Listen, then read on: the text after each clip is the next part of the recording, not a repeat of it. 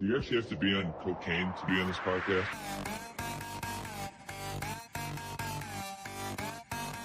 It's a great day to be a Wildcat! Cocaine.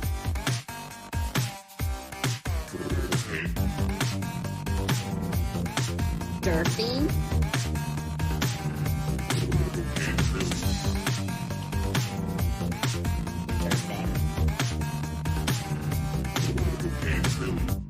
What's up, everybody? You're listening to yet another edition of Cocaine Willie. I am your commissioner, Bob Trollsby, and as always, I'm joined by my co-hosts, the good chef Andre Napier and Fireball Matt Marchesini. Tonight, we're going to talk about the football team's bowl destination, Pop-Tarts Bowl, Orlando, and some of the just hearings, grumblings about that game as we head into that matchup. I think December 28th. We've got football portal talk to discuss. We've got the men's hoops team with some recent, I'll say, struggles, but overtime shenanigans against the last two teams that they've played in Oral Roberts in Northern Alabama. And then we're going to do another quick no dumb questions segment. There's only like 3 or 4 questions, so we won't have a ton to discuss there. But I guess first and foremost, there was a lot of CFP shenanigans this weekend, but we're not going to get into the details of Florida State getting snubbed or any of that. We are laser focused on the Pop-Tarts Bowl, unless you want to talk about Florida State getting snubbed.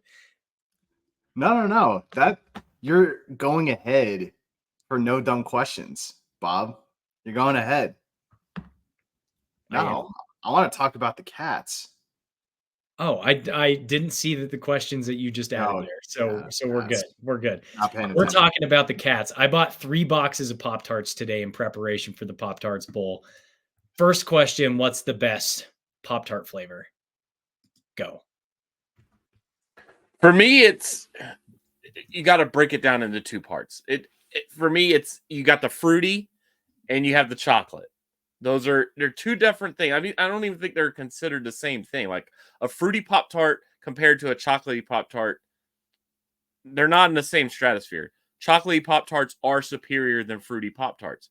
But if I'm going to go fruity Pop-Tarts, I want to go unfrosted blueberry elite. Unfrosted? Did you just drool on yourself, Matt?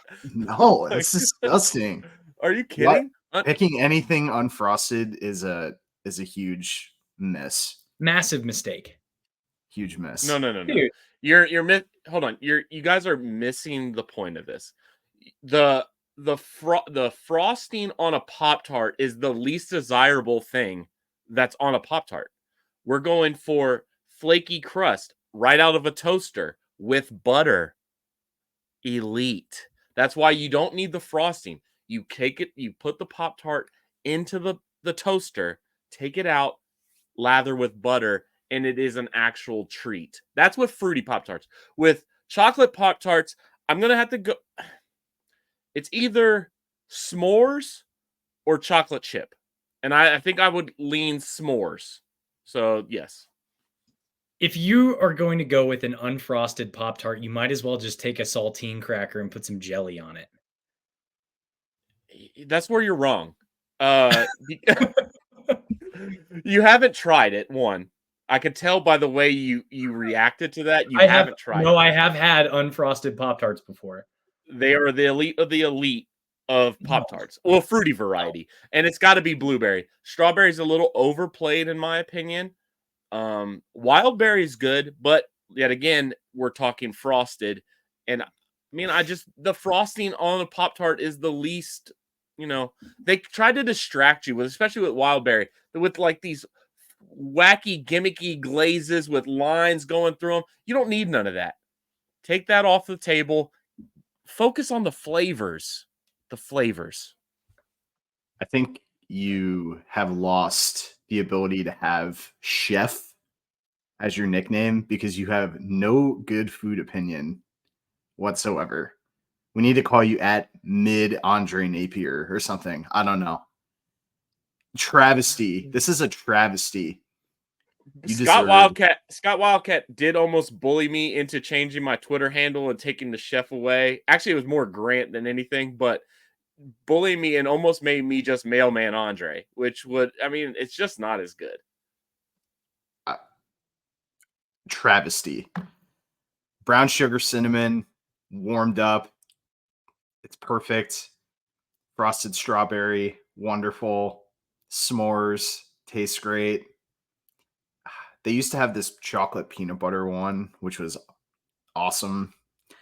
But brown sugar cinnamon, that is the OG, and it has to be frosted. No unfrosted crap that I don't think you're you can selling.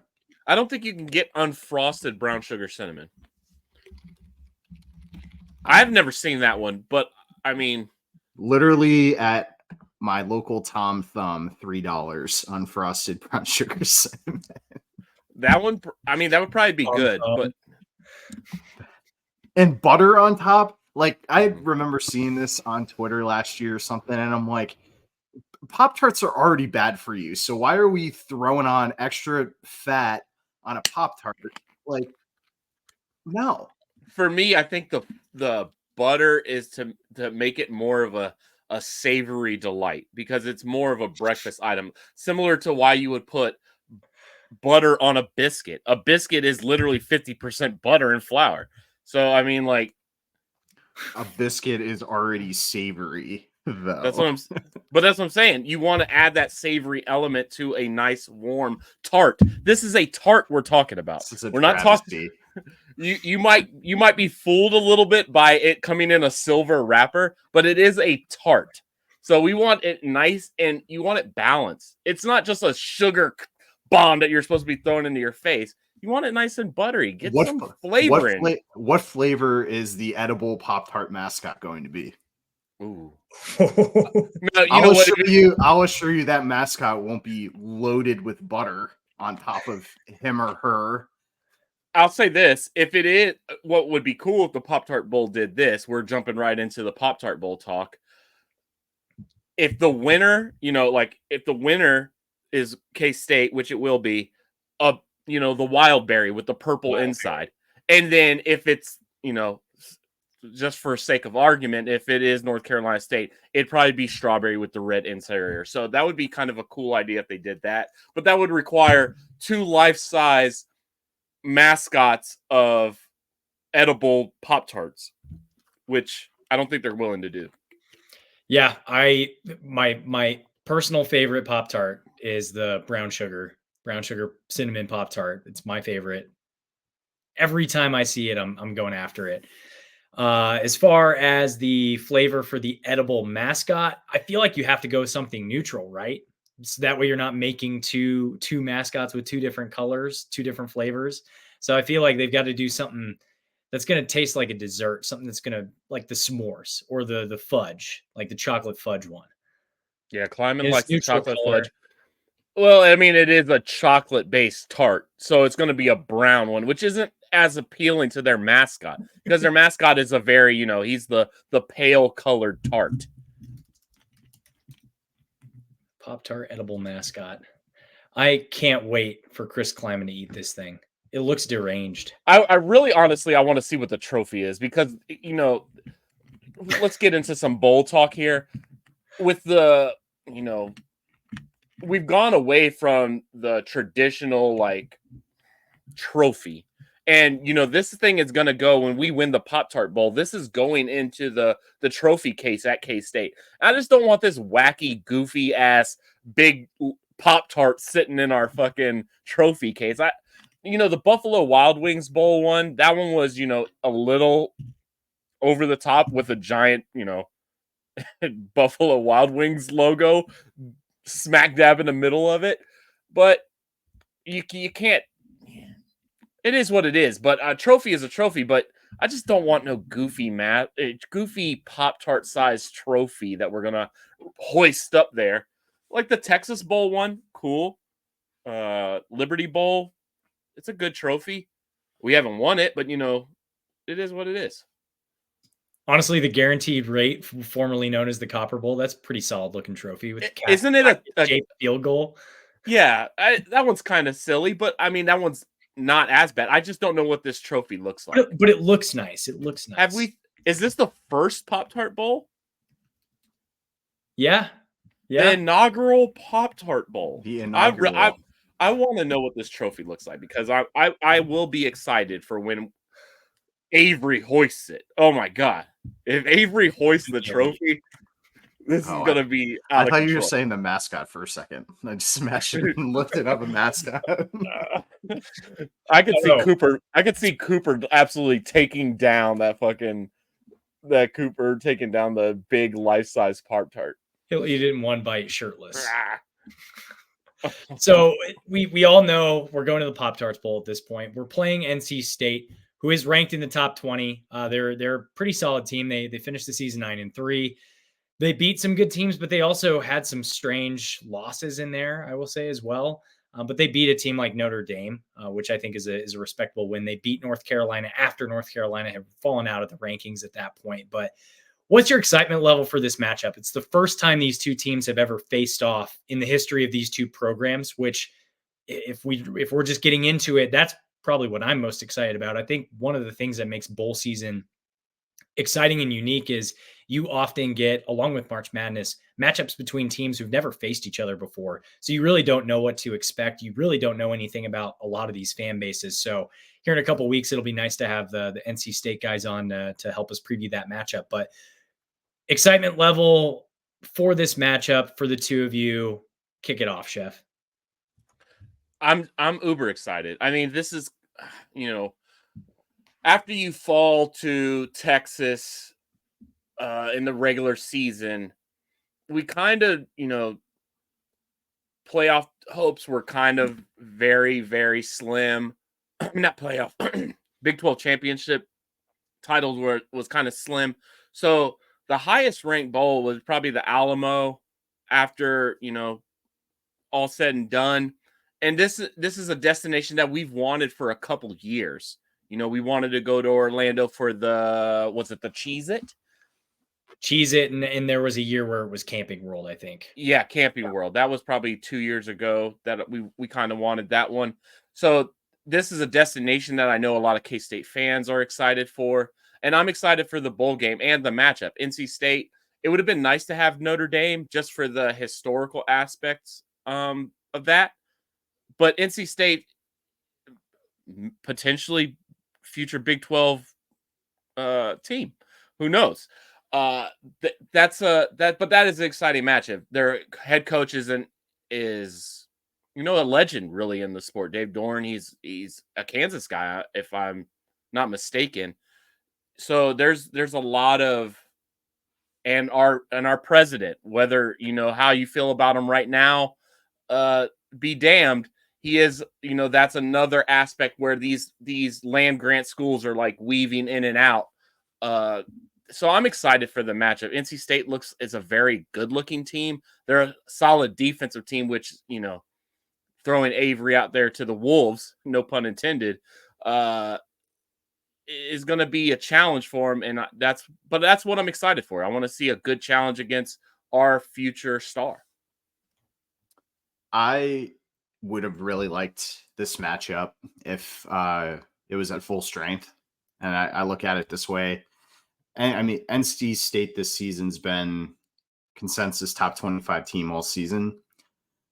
In many ways, they're a very coached team but they're in a weaker conference, obviously, with how the College Football Playoff Committee perceived the ACC this season. But this would have been a really fun matchup if we were at full strength, at least with having like Will Howard and Trayshawn and our defense. It's going to be fun because this is probably the first bowl game in a while where, especially with how the transfer portal operates now, where you really don't know what you're going to get out of a lot of these games because of who's leaving and the young talent that's going to be coming in and maybe inexperienced. It's going to be a little bit of a rougher game, most likely for both sides. So I have some nervousness because I think a lot of people are going to put stock in Avery Johnson in one game, which is a little unfair. If he has an excellent game, it's going to be off the charts with this. We're just going to be very over the top about it, about how he's coming in next season. But on the flip side, if he struggles in this game, people are going to unfairly say things about the preparation or is he ready and all of this stuff, which is not fair. But that's going to be how it operates, because that's how our fan base tends to operate in some of those situations. So there is some really fun storylines that I know we're going to talk about here in a little bit, but I'm excited. I mean, right now it's a top 25 matchup, which a lot of the bowls this season aren't in that realm. So despite having players leaving, we're still 25th in the country. NC State's 18th in the country. This is going to get some play because of that type of matchup. So it's going to be fun. And I'm very excited to see how the young talent kind of moves in this game. And a quick correction, they got beat by Notre Dame 45-24, but their losses, all three of their losses, came to teams that were either ranked at the time or are currently ranked in the top 25.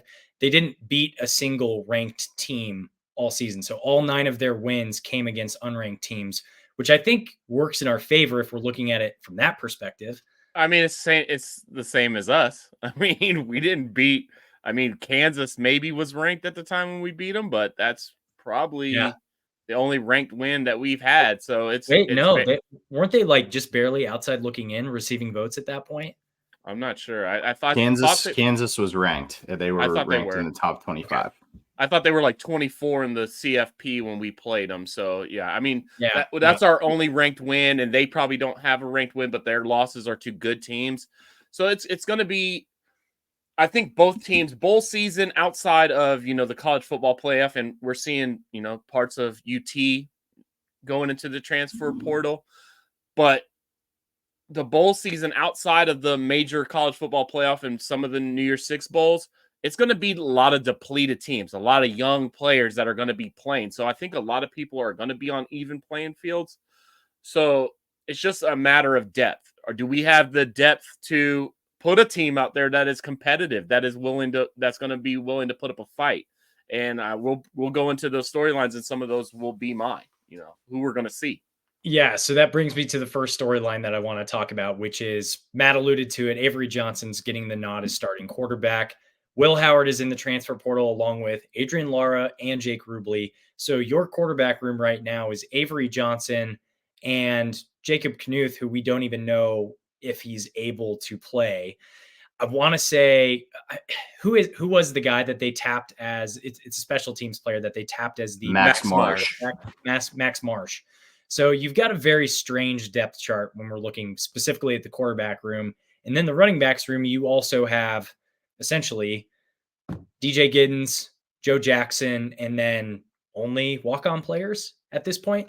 So you've got some position groups where your depth is limited, but you've got young starters or young guys who are first or second on that depth chart. So which positions are you most excited for? Obviously, Avery is going to be an exciting thing to look for, but how excited are you to see a guy like Joe Jackson hopefully get a handful of reps at running back? How excited are you to see some of the defensive players that are going to have to step up, knowing that we've got some injuries still at that position and we've got some guys who are departing at that position, those positions? I'm excited for the defensive end situation, especially with Nate Matlack, who's going to be transferring out. There's some young talent that we know. Toby O. I'm wondering about guys like Chitty Obiazor, and as a true freshman, and as a freshman, is he going to get some time at end? This is obviously going to be that's a position in need for us going into next year, and so there's definitely some opportunities there to try and hopefully see some of the young guys in a game like this where you're playing against a ranked team, because a lot of the names that we're going to hear rushing the quarterback in this NC State game are not going to be there next year. Brennan Mott, Cody Stufflebean, Khalid Duke. So it's going to be a completely new defensive end position next season. So I am interested to see how Joe Klanderman kind of constructs the defensive line, and even the linebacker situation as well. So as much as I want to say, yeah, we're looking at the offense to see what they do. I mean, the defensive line and the linebackers, it will be an area that I'm going to really kind of pay attention to, especially towards the end of the season, where you could definitely say that we struggled in kind of those two position groups going those last two games against KU and Iowa State. Yeah, I'm not sure Brennan Mott is ruled out. I don't know if he's transferred out yet. He potentially could. He's probably leaning more towards leaving, but Brennan Mott could come back. We don't know.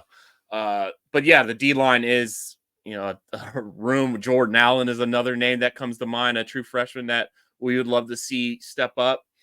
For me, I think you alluded to it. It's the running backs, and it's gonna push your depth to a challenge, and it's gonna test them real. And we're gonna see our first sights of Joe Jackson outside of that first game.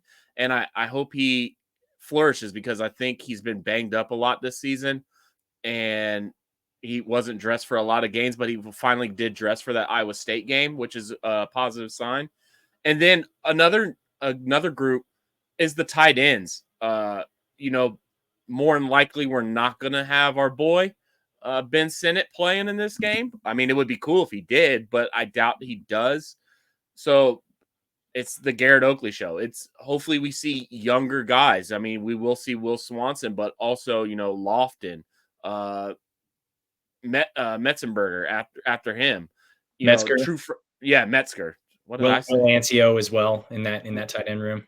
Yeah, so just seeing these freshmen and high praise guys maybe finally get a chance with a full, basically all of December to prepare for this one game to finally get onto the field. So I'm looking forward to a lot of those position groups, but Matt did nail it on the head. The D line is that one's the group that probably got dismantled the most so far, is the D ends, and we're going to rely on all those freshmen.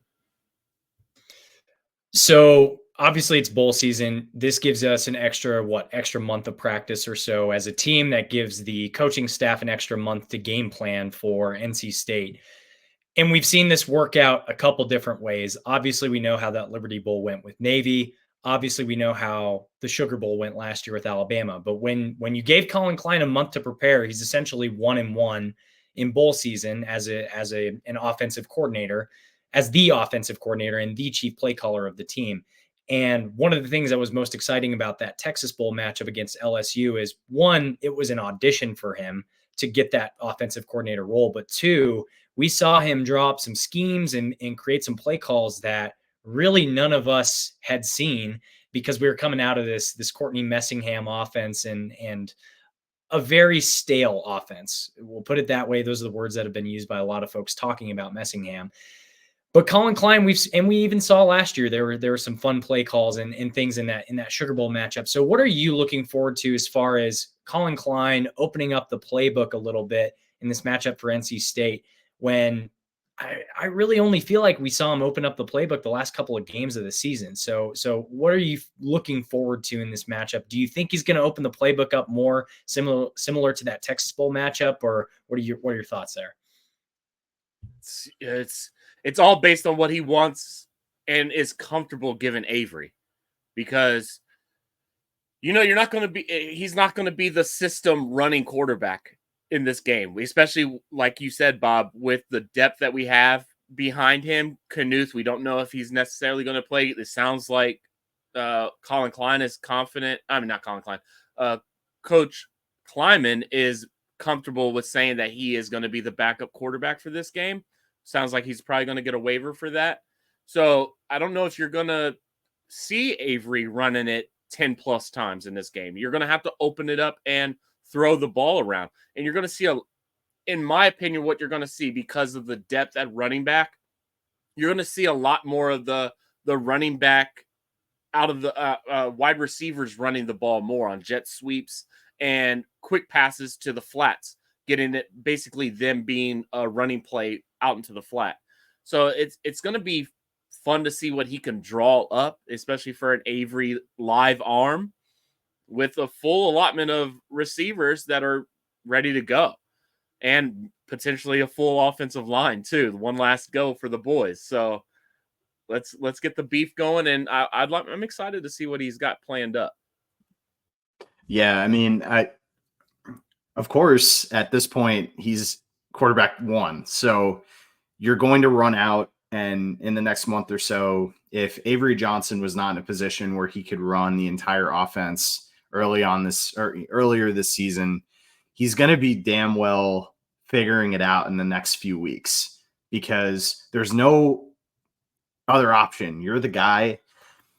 I'm sure Colin Klein has constructed certain looks with Avery Johnson through this season outside of the time that he was playing, but in preparation, not even maybe for this bowl game, but for next season. I'm sure he's already been thinking about next season and how you can put an offense together with Avery and some of the other talent. So I'm expecting the play calling to have a little bit of a similar feel than it was with Will, just because one, in situations where Will was running, maybe in that zone read, we saw success there. And I've continuously said through the season that we were pretty effective in running the zone read. And I can't imagine that we're going to go away from some option looks like that in this bowl game.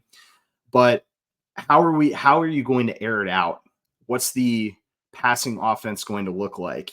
And this could be a big game for a guy like Jace Brown. I mean, this really could. I'm also thinking about it as well.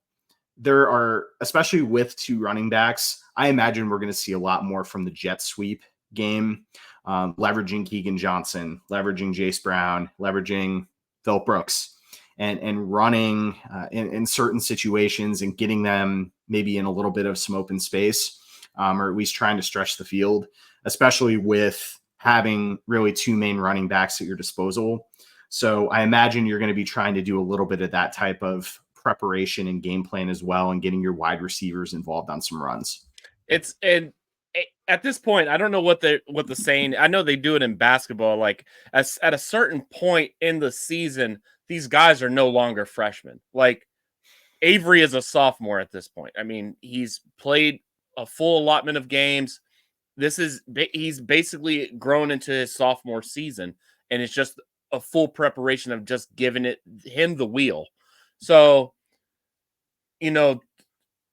the airing it out downfield is just as important as what we were saying with the jet sweeps and getting your receivers in space, because we got to see that vertical arm for Avery. And we saw his connection with Jace Brown in the TCU game. We saw it in the Texas Tech game with Jace Brown. So more of that, and Trey Spivey in the first game. More of that in the flow of how Will did it is what I'm excited about, because we saw how well the offense looked when Will was running it. But let's get a little more explosive in that. Let's get a little more firepower, and let's see how it looks.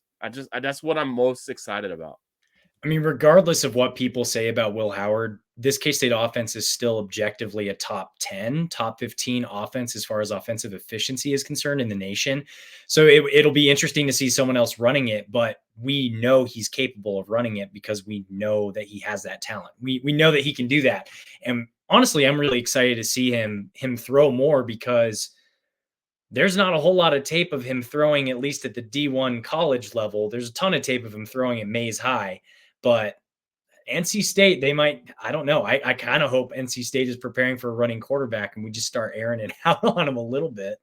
I mean, I think if you're looking at it from NC State's perspective, they're chomping at the bit because you have a true freshman playing at quarterback of your opponent, and they're going to try and find ways to get him uncomfortable, just like how the K-State defense operated this season against true freshman quarterbacks. And you need to try and get Avery uncomfortable and making a bad decision and trying to take advantage of that. And so that is where Colin Klein, I'm sure, is also like you have to put trust in your QB1 in this scenario. But is the game plan to get this a win throwing the ball 40 times, or the number of times that Will Howard has been throwing the ball this season? I don't know if that's necessarily the case. I think that's why in my head I'm seeing some different opportunities about how can we get Avery to run the football.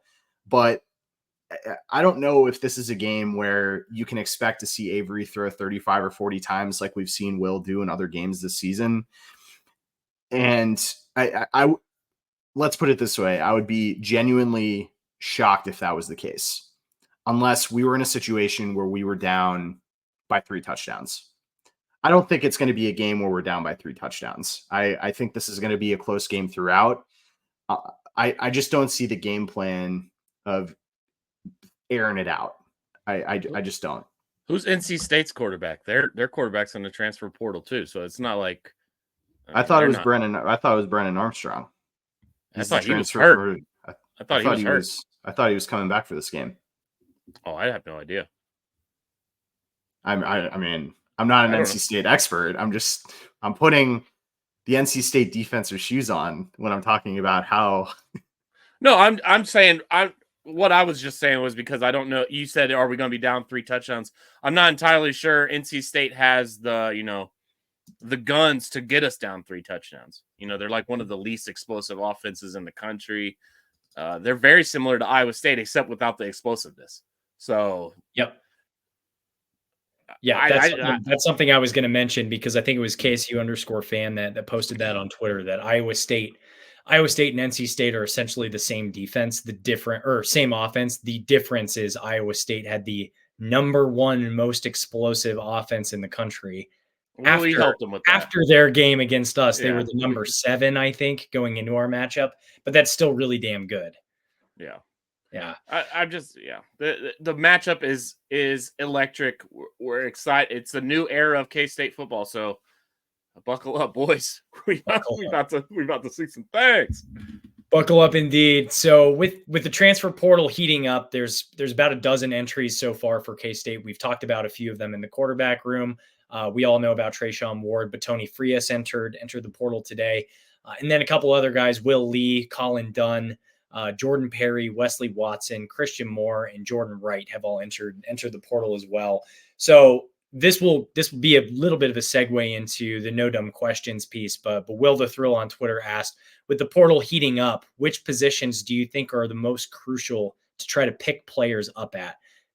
Obviously, there's 3 positions that kind of come to my mind, but I want to hear from the 2 of you directly. Which positions do you want this coaching staff to prioritize? I'll go first. It's got to be D end. I think if we're listening to what Nate Matlack says, it's the scheme is not conducive to guys that are 6'5", 240 pounds that are true edge rushers. That 3 technique on this 3 down lineman set, basically, actually, it's probably like a 5. They're like right over the tackles. They're not like maybe in between the tackle and the guard, but you got to get a bigger body in there. Felix could do it, but he's an NFL player. So these other guys, it's hard for them to, not man up, hold up basically in the run fits. They've got to be able to hold their double teams. Most of them are taking on double teams every play, so these linebackers can fill the gap. So for me, it's all about getting these big bodies in there. I'm hearing, shout out to DY, potentially moving Javon Banks out to D end. That would be pretty cool. That's what I honestly thought he was going to play when he got here. I didn't expect him to play nose guard. I thought he would be like a pickle type, And so Chidi Obiezor, he's a big body that fills that role, that fills that position to where I think they want it. So getting a D lineman in there that fits our scheme actually, and not running these guys off after 2 years of getting the hell beat out of them would be awesome. There's two positions. I think it's going to be key to get a wide receiver from the portal. And I say that just because thinking about who we're going to lose in that room, you're going to put a lot of stock in young guys to be around Avery Johnson to make plays next season. And so I truly believe you have to find a guy who's experienced, major conference experienced, maybe with a similar. We know what Keegan Johnson did this season, what he didn't do. I put that in quotations. There was high expectations from him coming to Iowa, and he trended towards later in the season of having good games, being a part of the offense. And if that's your floor and you find a wide receiver from a Power 5 conference that can come in and just bring experience to that room, I think it's going to be key, especially knowing Phillip Brooks is gone. Jaden Jackson, we haven't heard about Jaden Jackson, but assuming he's not going to be taking an extra year, there's an opportunity there to try and get some more skilled players and not necessarily bank on your young freshmen to come up and, you know, ones that are going to redshirt and be redshirt freshmen this upcoming season. Who knows? Maybe they'll be good. And those are the type of guys that Avery needs around there. But I do think it would be good to pick up a wide receiver and just with some experience and get more skill, talent around what you're trying to build with Avery. Well, what are your thoughts on O-line? Do you think? I mean, we've got the Connor Riley's been, he's been recruiting his ass off for a long time, and he's been building the program up to where he wants it. It was always when we first got here that he wanted those longer athletes at tackle. We got the Carver Willis out there, who's basically a solidified starter from this year. Joe Pastore, we heard a lot about him. Andrew Linegang, he's been in the program a long time, and it might be his turn to rise up. Hadley Panzer's coming back. Taylor Portier more than likely is coming back. Do you want more? I mean, obviously you want more depth on the O-line, but transfer O-linemen are hard to come by, especially guys that might not start.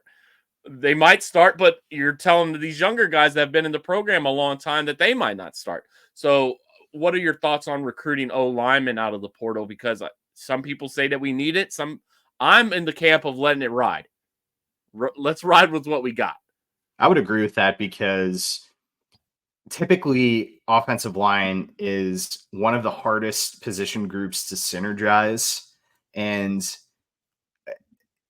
you want guys who have played together to try and build something together. And so that is why I would have said this in October, but 2024 offensive line, the first handful of games are going to be a real struggle and people are going to talk about it. And it's because we had something really great this season that really never happens. And typically from an offensive line perspective, usually it takes a few games to get it together anyway, which it did this season with 5 guys who are so experienced. So just imagine what it's going to be like next season when we got guys who have been plug and play. Carver Willis has improved a lot since the first of the season to now, but you have guys that are getting pieces of time in these games, but they're not a cohesive group yet. And so offensive linemen are just extremely expensive for NIL. That's what I'm reading. It makes sense. Is it a position group that maybe you can find a diamond in the rough from a community college? Maybe, I don't know. I'm throwing it out there. Like, you're not going to pick up. I mean, Oklahoma lost an offensive lineman today. Like, you're not getting any of those guys. You're just not. But I would say ride it out. We've got some young guys there. I'm sure there's going to be some improvement there. I would spend money elsewhere, in my opinion. But I'm not a coach, so I can't say. I mean, if you look at the O-line projected for next year, this is the last thing I'll say on it. We say they're going to be young, but realistically, it's going to be potentially a redshirt sophomore, a true senior guard. Maybe Pat Panzer can slide into center and he'll be a junior, or maybe he's a senior. Junior or senior center, another senior right guard, or no, it would be a junior right guard, and then a senior right tackle. So it's not like it's a young group. It's just inexperience. So they've got the miles. It's just all about getting them cohesive, like you said, Matt. Yeah, I mean, offensive. We're gonna hear it all next season. I don't think so. I think Avery makes up for a lot of that. Will's kind of a statue. So when Will is getting pressured, it's not like he's J-hooking out of there and he's getting, he's picking up 12 yards on a scramble or finding somebody downfield. If Will's getting pressured, either he's running straight up the middle and he's getting some yards, or he's getting sacked. And I think a lot of that is, it's going to be a lot of it's taken care of when you got Avery back there that can just like whip himself out of there and he can go. Oh, that's why the guard position is going to be so important, because if you don't have great guards on the outside and you're not able to cut out like you're describing, that's the thing with Avery is we talk about his elusiveness because we've seen it. We see how quick he is, all this type of stuff. But there's definitely going to be times where he is able to take advantage of offensive line play not doing their job. And there are going to be times where that's not the case. And that's why this season, I would say, it was great to see Avery in positions where you knew the offensive line was a strong group. And this is going to be probably the best offensive line you're going to get, I would say, for right now. Who knows? Who knows what next year is going to bring? But this is going to be the best offensive line play you're going to have in your career thus far. And we saw what he was able to do with that. Now it's going to be a little bit of, okay. And it's not just Avery, right? Like, we had a great rushing offense because of the way the offensive line was able to operate together.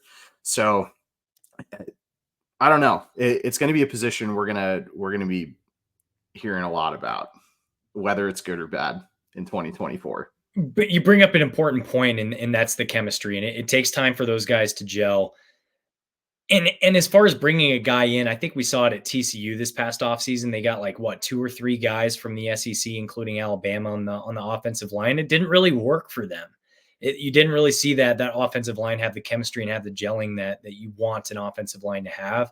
So I don't think you just try to get a plug and play guy from the portal. I think it's important that this is one of the few position groups that doesn't really see a ton of attrition. And you also don't really see a ton of flux in from the transfer portal as well at K-State specifically. And I think that speaks to Connor Riley and what he's done with the culture of that room. But I think if you're going to get a guy, Matt, to your point, it's a JUCO guy or an FCS guy who has the frame that you're looking for, just to add some depth and try to develop that. Hopefully a younger guy also with some years of eligibility, so you can get that guy worked into the chemistry and the cohesiveness that unit really needs on any football team. But I love the transfer portal banter. I want to move on to men's hoops, which has been an interesting topic as of late. And this hoops team is coming off of back-to-back overtime games to teams outside of the 175 in KenPom, which is North Alabama and Oral Roberts.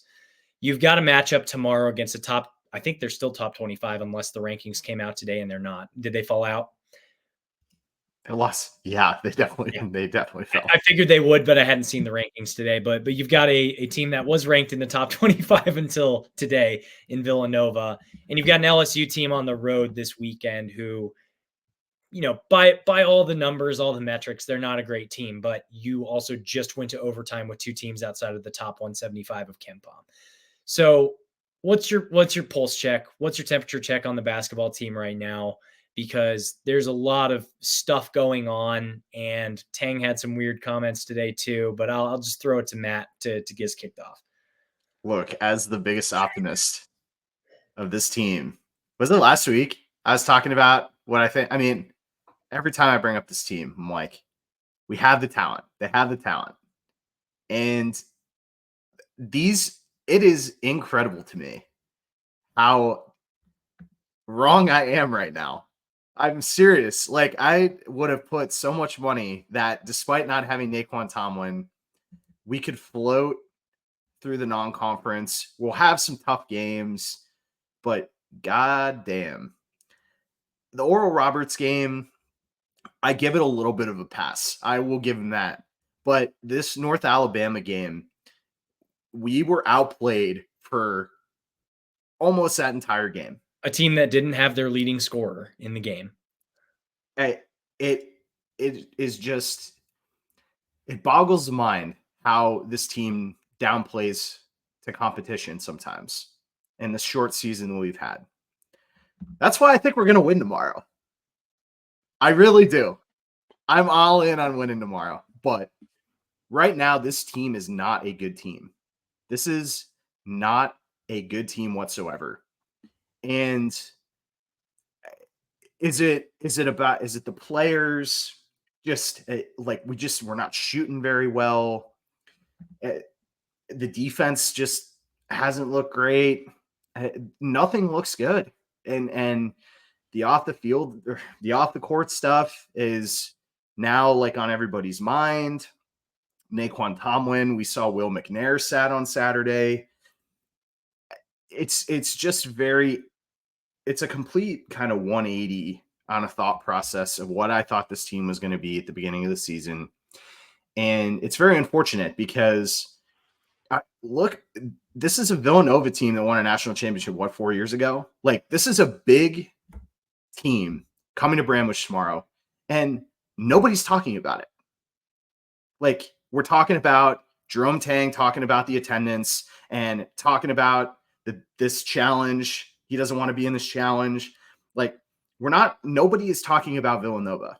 And even if Villanova is a 6-3 team, but they've won 2 national championships in the past 10 years. Like, I'm not saying they're a blue blood, but their program recently has proven that they are a top program in college basketball. They're coming to Bramwich tomorrow, and nobody's talking about it. It's insane to me. I'll say this. Okay, let me go through what you broke down there, because you had a lot of stuff in there, and it's basically all true.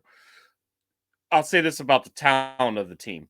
Okay, we say we're talented and we play down to the competition. Let's just call a spade a spade. What if we're not playing down to the competition? What if we're just that is our talent level? Like, our guards can't stay in front of other players, other teams' guards. Just can't stay in front of them. They let them drive to the basket. That leads to all kinds of hell. Villanova. I want to go down into Villanova territory. You said that nobody's talking about them, and I'm scared as shit to play this Villanova team. They don't shoot particularly well, especially in their losses. They've kind of like bricked out similar to what we do, but they shoot a fuck ton of threes. I mean, 1 million threes a game. I think like 52% of their shots are threes. And, one thing that K-State does not do this year is defend a three. I think like every time that I've seen a game where K-State's on TV that I'm watching, the team is like 8 of 12 from 3 in the first half for some godforsaken reason. We don't close out. We just give up open threes to the best 3-point shooters on their team. The guy for freaking, who did we just play? I just blew it out of my mind. I don't even want to think about that game. North Alabama. That dude went like 7 of 8 from 3. That's all he did. Day Ames at the in overtime. That's all that dude does. And you're guarding him 12 feet away from him. And you let him get an open shot, and then you foul him on a crazy closeout. Like, it's stuff like this. That's the whole team doing stuff like that. Arthur Kaluma, he's a roller coaster right now. An absolute roller coaster. he's sat a game. Will McNair sat a game. Tomlin sat the whole season. Obviously Quez Glover is hurt. Jerome Tang's from the beginning of the season. There's no leadership on the team. And it's I'm a Jerome Tang guy. He was a blessing that he came here and we got our guy. He brought us to an Elite Eight and all this noise. And he wants to hold these guys accountable for later in life. But he brought these guys here. And if they're acting like jackasses, that's on him. Right? Am I crazy to think that? Like, you want to teach these guys lessons? Hey, maybe get somebody else that you wouldn't have to do this with. Like, it's that simple. It's mind-blowing. And in-game stuff with Jerome Tang, I understand people have been telling me, oh, you gotta see what he's got and all this stuff. Hell, we're fucking 11 games into the season, basically. What are we? No, 10 games into the season. We're 10 games into the season. You don't know what you got. You don't know what rotation you want to run. You don't know what these guys are going to do in pressure situations. We need to win games, dog. Come on, big dog. You can't let 13-0 runs, 12-0 runs. Why are we doing this with no timeouts? This is just basketball 101. You gotta manage games better. Like that's gonna drive me up a wall for a long time. And I don't like tweeting during games, but that one made me tweet during a game. Like, he thinks he's Phil Jackson, dog. He's out here just sitting on his hands, letting Michaela Rich, RJ Jones, and Day-Day Ames play together, which at the beginning of the season, he said, I don't want to play those three together. But hell, you're letting them play 15 minutes together. What are we doing? And you wonder why Oral Roberts and North Alabama bring you into overtime. I think North Alabama had like 3 straight runs of 12-0 points. Like, that's crazy. That should never happen. Ever, ever, ever. Ever, ever. So, I don't know. I'm honestly terrified that we're going to get like 20 balled at home versus Villanova in front of a semi-packed house, because Tang says that we're not going to get a packed house. For God's sakes, put a product on the court that's worth showing up for, and we might get one. Fucking hell, man. This is great. Wow. I want to talk quickly about the game tomorrow. So, or at least from Villanova. There are 3 losses this season. The 3 teams they lost to. They lost at Penn in a Big 5 game at the Palestra. They lost to Drexel, and they lost to St. Joe's. All 3 of those teams primarily play zone defense. Villanova can't beat a zone defense. They can beat man-to-man. They shoot so many threes, but these teams are getting them into situations where they're shooting contested, like their threes are contested. So tomorrow, a key thing that I'm going to be paying attention to in this game is how much zone do we throw out there? We have not played zone a ton this season. We played a little bit versus North Alabama, that 1-3-1. Yes, a little bit. And the problem with it is, and I see where you're going with it, we don't run anybody off the 3-point line. What's the point of running a zone if you're just going to give up open threes? Run them off of the line. That's what they're... Well, yeah. No, you're right. It's crazy. You're right. Like, we're not executing a zone defense the way that we should be. If you see not elite zone defense, but manageable zone defense, they're doing exactly what you're saying. So tomorrow night, if we come out there and play man-to-man that entire game, I'll be shocked. But it could be because of the constraints of who we are as a team that maybe we can't run an effective zone defense against a team that shoots that many threes. But I will say this, that could potentially be an equalizer in this game. I don't think we're going to get run off the floor. I don't. For some reason, I have a really good feeling about this game tomorrow. This is going totally against what I said earlier because this team is not very good. But this game for me has a couple points. One, it's kind of a prove it game, right? Like you have a team coming in. This is a prove it game for this staff and these players that, yeah, we're a good team. So I don't see them coming in there and getting destroyed. This thing's going to be down to the wire. I really believe that. That's all I have to say. It is a prove it game. You know, there's a lot of things that need proven. Tyler Perry, can you shoot the ball? Consistently, outside of the last 5 minutes in overtime of any game. Yes. Okay. He is Mr. Second Half. I did like the call that we saw on the ESPN broadcast, Mr. Second Half. That is a really nice little slogan for him. I think I could live with that. I would like to see more than like 2 points in the first half. That would be awesome. Can he shoot the ball consistently? Cam Carter, he's been playing somewhat good defense, and we praised his defense, but it is a lot of he's locking his guy down, but it's like creating this vortex where everybody else is just getting blown by because he's playing tight, press on his guy. He gets rid of the ball. The other guy just goes. And Villanova runs this. Dixon for their center, he can shoot it. He's big-bodied. He's going to pull our center away from the basket. And if we're playing McNair, can McNair guard on the perimeter? Because that dude's going to shoot threes. He's going to try to drive by you a little bit. It's going to be a real test to see if we can guard their five out offense. It's going to be a lot of that. So, I will bet McNair does not start tomorrow. I bet you $1 million he does. I'll bet they're going to play Gasson at the 5. No, they're going to play McNair. They're going to start McNair at 5. The lineup will be Day, Tyler, Cam, Kaluma, McNair. That's going to be the 5. Gasson's coming off the bench. This team, man, it's just.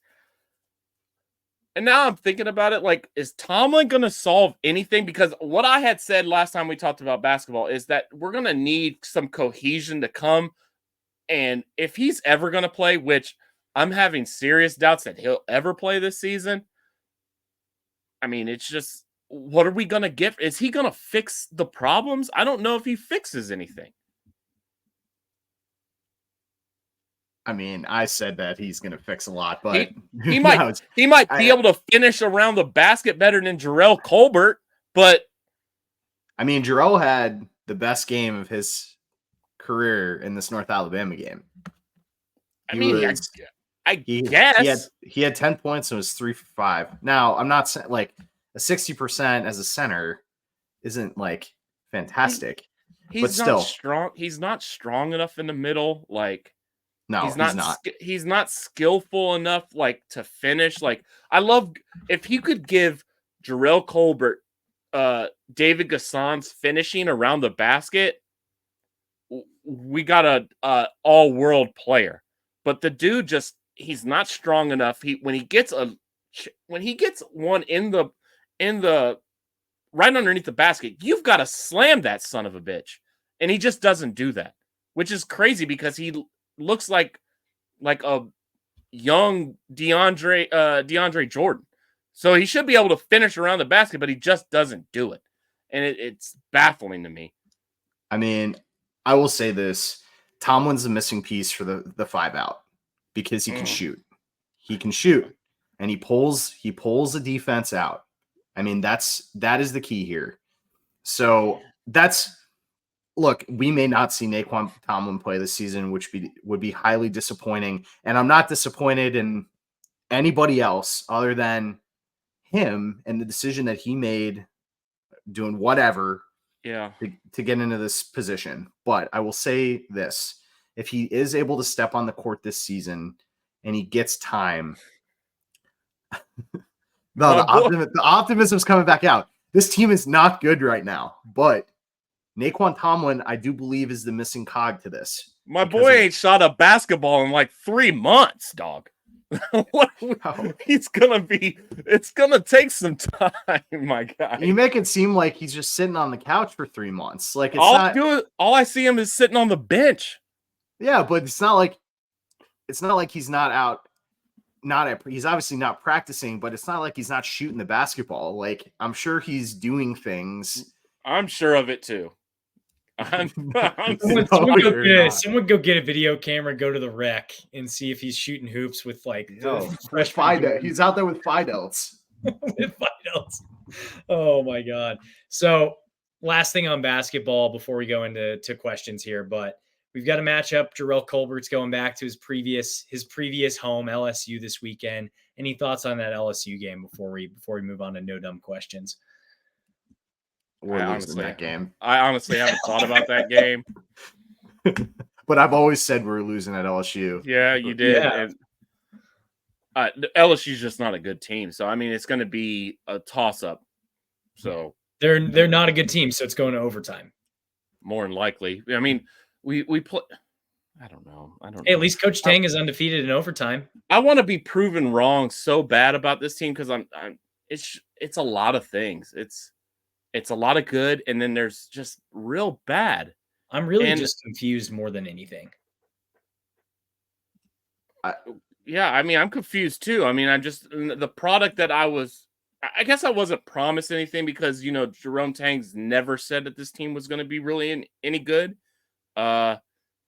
So maybe I just bought into my own hype for this, but it's just Perry is the numbers for these teams. If you look at the individual stats, you would think this team is the fucking Harlem Globetrotters, but we just either Kaluma's getting like 20-10 or he's like 10-6, and it's a sloppy 10-6 where he takes 12 shots and makes 2 of them. And Cam Carter the same way, man. He's a green light, and I can tell at the beginning of a game he is a green light. He is going to shoot every time he touches the ball, and he plays so much better later in the game when he stops doing that. I know I kind of talk shit on this when Kaluma transferred in, but I made a comment. We did a show after he transferred in where I was kind of dogging on my dad, who's a Creighton alum, former Creighton baseball coach, who said, "Oh, Kaluma, he sucks. He lost us a lot of games." I don't know that he's lost us any games to this point, but I understand why people could have that perception with how it went down at Creighton, because he has this kind of roller coaster, to your point, Chef, 20-10 or 10-6. And he has these off nights where he just lacks a lot of consistency, where I can see if you're playing elite level basketball and conference play in the Big East and you have a down night, you might view that as, yeah, we lost the game because of Kaluma, or he takes a bad shot and misses it towards the end of the game. So I could maybe see that what he was talking about a little bit more when you put it into context. But he shot 1 of 10 in this last game. Yeah. I feel like I could probably shoot better. Everybody on the team did that. I know. Single body. And I don't know. I was looking at the stats again just to like refresh everybody's memory, but we shot 17% behind the arc. Like Not that's great. really, really bad. You shot 35% overall. Now, in a defensive Big 12 game, like we won games last season shooting 35%, but our defense was good though last year. Yes, that's what I'm saying is like our defense is not even close to the stratosphere. Like you shoot 35% with our defense going into Big 12 play, you're going to lose games by 20 or 25 points. Okay, this is the last thing I'm going to say on basketball. Okay, rewind with me. Rewind when we first got this team assembled. My goal was to get Kaluma to basically be Keontae Johnson. That is not happening. I needed Tyler Perry to be half of Marquise Noel. Statistically, it's probably happened, but game manager wise, not even close. It's not even close. Cam Carter has taken a step, but it's just because his volume has gone up. I mean, why wouldn't he average? What did he average last year? Like 8 points close to 9 maybe. Why wouldn't he average 16 when you give him the green light? He's taking so many shots and getting them blocked and missing them. Of course his numbers are going to be up. And the post play, Gasson has he regressed? I don't know, but he's not involved as much because we don't have a facilitator. Day is not going to be what Marquise Noel was. Who's our point guard? Because Tyler Perry should be playing off the ball. That's where he's the best at. And we don't have a true point guard like we did last year. So everything that I thought we were getting into this team, it's totally different because obviously we don't have Naquan. But the offense just doesn't run smoothly. And if it is, we're scoring 100 like we did versus fucking North or Central Arkansas or whoever the fuck that was. I'm kerfuddled with this damn basketball team, and if Tuesday comes around and we spank Villanova, I don't know about spank. We're winning the game. I'll apologize. I will apologize. We're winning the game. All right. No dumb questions. This one comes from Danny. Agree or disagree with the FSU snub? I'm gonna go off on. I'm gonna go here. I disagree. A part of me does think that there's a little bit of a thought process of this is the last time we're gonna have to make this decision, and all bets are off. And the one of the reasons I agree with or I disagree with them getting left out is this. If Jordan Travis gets hurt in week 5 and FSU wins the rest of their games, they're probably in. I felt that there was recency bias. I watched that game on Saturday night, and that Florida State defense is an elite defense. They play whether Louisville is a good team or not, they've proven this season they're a good team. But that Florida State defense was elite. And so the way that I look at it is I felt there was recency bias with the Jordan Travis injury that I felt was unfortunate, because if he did get hurt earlier in the season and this team went 13-0, it would have been a whole different conversation. It would have maybe have been, are we taking Texas or are we taking Alabama? And it ends up being that a team that did absolutely everything that they needed to this season, including beating a team, beating LSU, getting left out. If there was a 14 playoff next year, I don't believe they would have made as polarizing of a decision, whether that's fair or not. But I think it does go to show that, last season, I don't know. If the Big 12 had a 13-0 team, who knows? We could have, at some point, it could have been the Big 12. It could have been. And so does this this doesn't affect anything moving forward, because now every champion is going to be in there. But I just felt it was extremely unfair, and it was all based off of when a guy got hurt, and you're not taking the entire season into account. Both whoever they picked is the right answer. There's no wrong answers in this. In my opinion, I don't think there's any wrong answers, because everything is validated by both teams. Does the committee, is there such a thing as a point value on a particular player? What makes a team good? There's so many different things.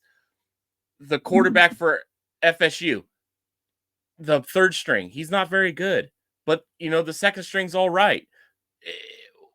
And who's to say that they couldn't have done good versus the next team that they play in the playoff? It's just so many things thrown into the mix that there's no wrong answers, because Bama deserves to be in their SEC champions. They're playing really good football. FSU's playing really good defense, but their offense is not good. Did they make the right decision for the product that's going to be on the field? Probably, yeah. But did FSU deserve to be in there? Fuck yeah, they did. They're 13-0. It's a Power 5 team. But are they better right now than Alabama? Probably not. But who's to say that? You know, like these guys are some old stuffy men just sitting in a stuffy room. Who's to say that they could put a value on a player? It's backwards. It's all weird. They weren't saying that when Cardell Jones was the quarterback at Ohio State and it was the third stringer and he comes in and wins a Manatee. You know, statistically, what did they need to see from the third string quarterback to get him in there? I don't know. Did they need to see 3 touchdowns passing? I don't know. So like, what's to say that Florida State didn't deserve to be in? It's all weird. And like you said, if there was a 14 playoff next year, they wouldn't have done anything like this. It's all based on that. This is their free pass. They've got the 12 team playoff coming right behind them. So they don't give a shit. Yeah, I don't think they should have been snubbed because, Matt, you bring up a great point of if we had a 13-0 Big 12 team, we'd all be up in arms about the exact same thing. But at the same time, I have to talk shit on Jim Phillips, the commissioner of the ACC, who formed the alliance with Kevin Warren from the Big Ten and George Kliavkoff from the Pac-12. And what did that accomplish? All that accomplished was Florida State getting left out of what should have been a 12-team playoff this season, as opposed to what is now 4-team playoff, because they were the voting bloc that denied expanding the playoff 1 year sooner than it is currently expanding. So in a lot of ways, you can trace all of this back to Jim Phillips, who is the ACC commissioner. Does that excuse what happened? No, it doesn't excuse what happened, but we could have avoided this entire problem from happening if Jim Phillips and George Kliavkoff and Kevin Warren didn't have sticks up their asses, and if they had not voted against fun, which would have been expanding the 12-team playoff sooner than it actually happened. And you look at all the projections for what this 12-team playoff would have looked like. It would have been insanely fun. So, I mean, you know, fuck Jim Phillips, frankly. I think he screwed the pooch on this one. So did Kliavkoff, but that's not the only pooch that he screwed because his conference doesn't exist anymore. And Kevin Warren is now with the Chicago Bears or yeah. So, you know, 2 of these guys are riding off into the sunset and they don't have to worry about anything anymore. Next question. This comes from Tyler. Is the Tang criticism of the fan attendance fair? And then calling out the students. And for those of you who are late to the game here or unaware of what happened, Coach Tang, according to Kellis Robinette, was asked for his thoughts on the K-State student section at Bramlage Coliseum so far this season. And his answer was essentially, the student section's been good but not great. We've sold 8,000 passes, but we haven't seen close to it, the 8,000 people in there. He appreciates who's been there. I love the students, but I hate cold weather. And it's a very strange quote. I don't know that he's going to accomplish much with this quote. I think it's fair to call a spade if attendance is down and attendance isn't happening. But I also think back 2 weeks ago when we had the Thanksgiving week game the night before Thanksgiving, and Matt's telling us that attendance for the Thanksgiving Eve game being what it is on the day that it is was actually pretty good. So, I mean, just my thoughts. I think it's fair to call a spade, but I don't know that he's really going to accomplish much with this. I feel like this same thing happened last season at some point, and then it ended up being okay. I think Chef put it not mildly, but if you put a product on the court that people want to watch, then this whole situation goes away. But the way things have looked the past couple weeks, I'm not surprised that the crowd hasn't necessarily been at the levels that it was last season. But I will say that you get to Big 12 play, you get to bigger names. I think tomorrow is going to be a really great crowd. I do believe that because this is a game that people will have circled a while back to plan to go to this game. So I expect it's going to be a really great atmosphere. So I don't have any concerns there. And then after this game, I mean, you just have a handful of games before you get to break, and that break is naturally, you're not going to have as many people there, especially from the students. So I understand potentially where he's coming from, but the product on the court doesn't equal a sold out stadium arena right now. Nah, Bram is not going to be filled. You know, I mean, this Villanova game, I think, is going to be It's going to be a pretty raucous thing. But I just don't get what do you accomplish by calling out your fans? You think they're going to be like, well, we'll show him. We're going to show up just because you called out. I mean, it's all about what we're anticipating, what we're like. If I was there and I was going to attend a game, I'd be like, well, do I want to go see them versus North Alabama? Probably not. I mean, we just came off of our team is a little disappointing. So do I want to go see them on a random ass Thursday? Probably not. So I'm just going to chill at home and watch it on ESPN Plus, which I pay money to watch the games on that too. I'm paying $100 a month. I mean, $100 a year. So I don't know. It's calling out the fans. Do what you want. I mean, that's fine. Maybe it'll work. Maybe it won't. So the next question, yeah, play better. The next question comes from Alex. Are you concerned Tang is going to leave because of his comments about the fans? Probably not. No. He moved his parents here. I don't know. I'm not concerned in the short term. Yeah. I'm not. I'm more concerned about presidential stuff. Like what this president is being a little goofy. So, and I don't like to talk ill will on people, but he's got his reasons for why he's doing things. And it's way above my head, but we thought we had the plan to get Tomlin back, and this might be some John Curry kind of stuff. So hopefully it doesn't end that way. That'd be icky. I don't want that to happen. So hopefully it doesn't. The next question. So this comes from Will the Thrill. On a scale of 1 to 10, how excited are you to watch an Avery-led offense in a bowl game? 100. 69. Oh, nice. 420. On a scale of 1 to 10, how do you feel about men's hoops up to this point? 3. Fire. Ah, man, we were about to say. I was thinking the same thing. 3. Jinx, buy me a Coke. Damn, Jinx machine is out of order. And on a scale of 1 to 10, how do you feel about women's hoops up to this point? Ooh, 10. 9. I was gonna say Fireball's number, but I'm not gonna say that. So I'll say 10. I think this team is really spicy. 9, but if they beat Mizzou on Saturday, they'll be at a 10 because that's going to be the biggest game left in the non-conference before we get to Big 12 play. And this is a game that if this team really wants to contend, I mean, they're top 10. They're looking like they're 13th right now, but in ESPN's FPI, they're a 10th best team in the country right now. So this is a game they need to win before they get to Big 12 play. And that North Carolina win for a minute last week was looking like it was going to be an even saucier win when they really came down to the wire with that South Carolina team that's ranked first in the country. And then the next question, based on Big 12 teams' performances to this point, strictly basketball, who do you think will end up in the top 5? Say that question again.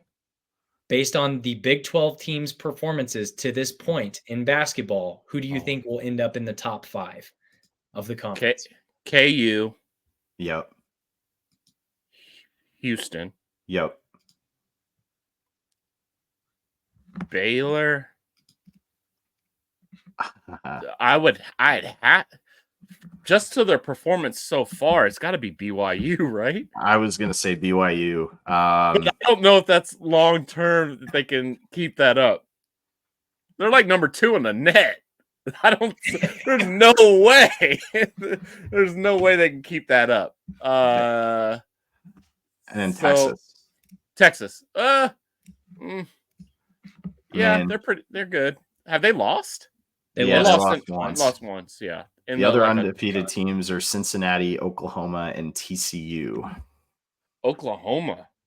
Yeah. Oklahoma. They're looking pretty beat good. USC. They have a player that played at Siena last season. He was a huge star at Siena, and now he's like a big player at Oklahoma. Is he a white boy?